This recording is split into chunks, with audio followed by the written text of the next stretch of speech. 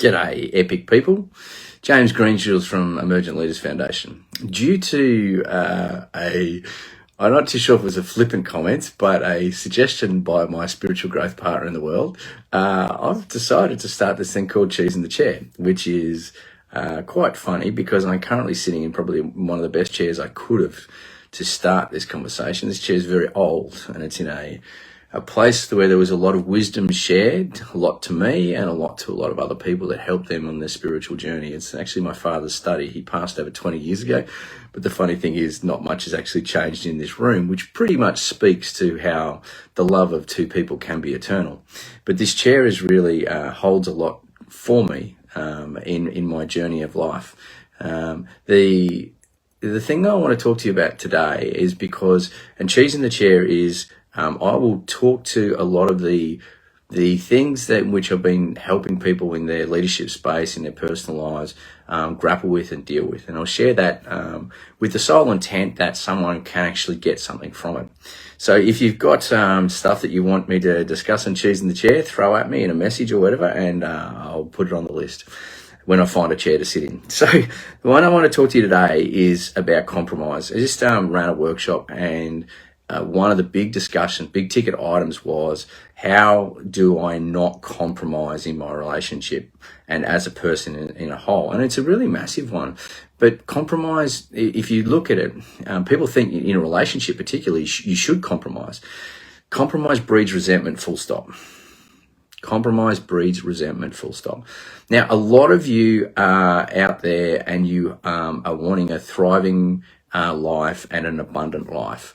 If you have compromise in any of your modus operandi, attempting to live that type of life, then you can't, because compromise is built on a scarcity mentality, one in which everyone has a certain quantity or slice of the pie, and they're not allowed to take any more than that because someone else will not actually get what they want. And therein lies the secret. If you're in a dialogue about compromise, in all probability, it won't be a dialogue, it'll be an argument, but work with me. If you're in a discussion in which is all about compromise, you're not actually at the core reason why you're in the discussion. And so when you understand that, you can actually stop and go, what is the deepest issue for me right now? And if you're blocked, what's happened is you've got an attachment. So have a look at what standpoint or thing you're attached to in the discussion, because that will then hold the reason for your loggerheads and compromise. And it means that two people are locked into a certain position and they can't move. Now, thriving an abundant mentality, it requires fluidity. It requires a deeper understanding of what's truly going on, because when you do that, you transcend the space of argument into a space of unity where the poles will be resolved. It's called the law of polarity under Hermeticism. All opposites will be resolved. Now, how are they resolved? They are resolved by transcending the mindset and the paradigm that you're currently in discussion or argument with to come to a point of unity where you truly understand what's going on. So let's give you an example. About 10 years ago, Kirsten and I we were wanting a place. We'd been traveling Australia for 12 months. We'd been on the Gold Coast for 5 weeks. We'd been living in really nice places, but we were having to move around because we could only rent for a week. We couldn't find anything. We didn't want to live on the Gold Coast anyway. We knew exactly what we wanted as far as a bush environment. And the girls were going troppo because we'd been traveling Oz and they didn't, feel comfortable and at ease in an urban environment. So I walked out of meditation one day and I said south to Kirst. Now, Kirst goes into her incredible abilities that she has, which is the creatrix that she is.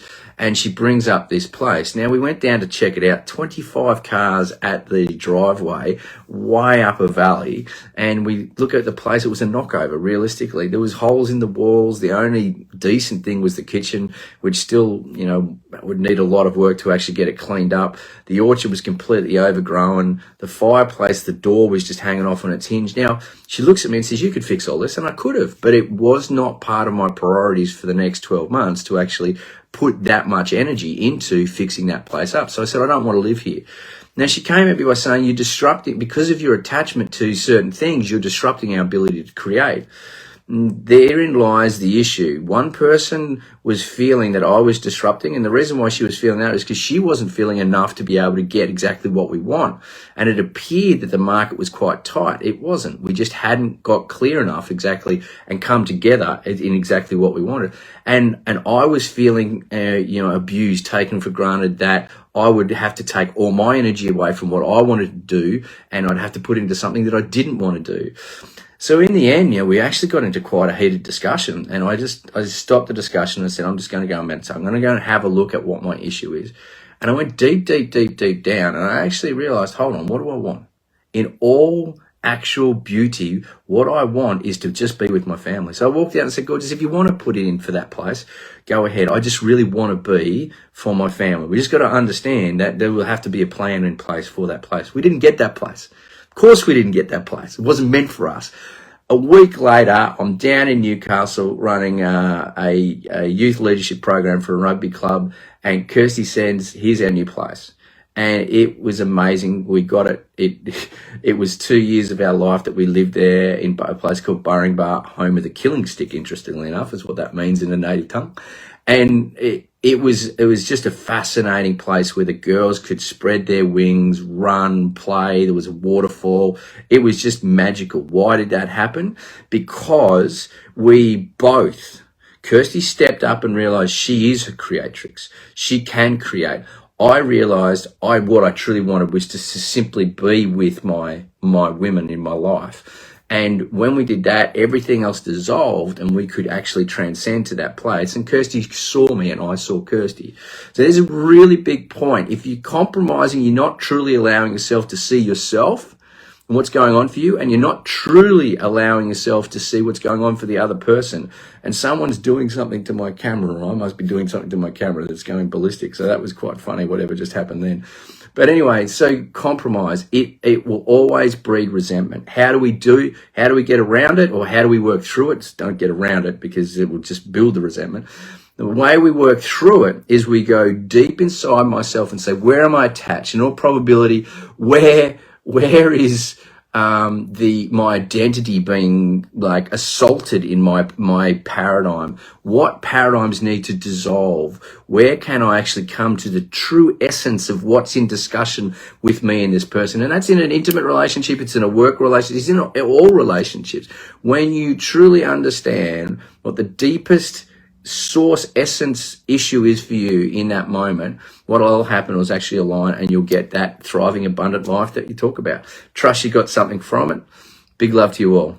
And here ends episode 1 of Cheese in the Chair. Bye.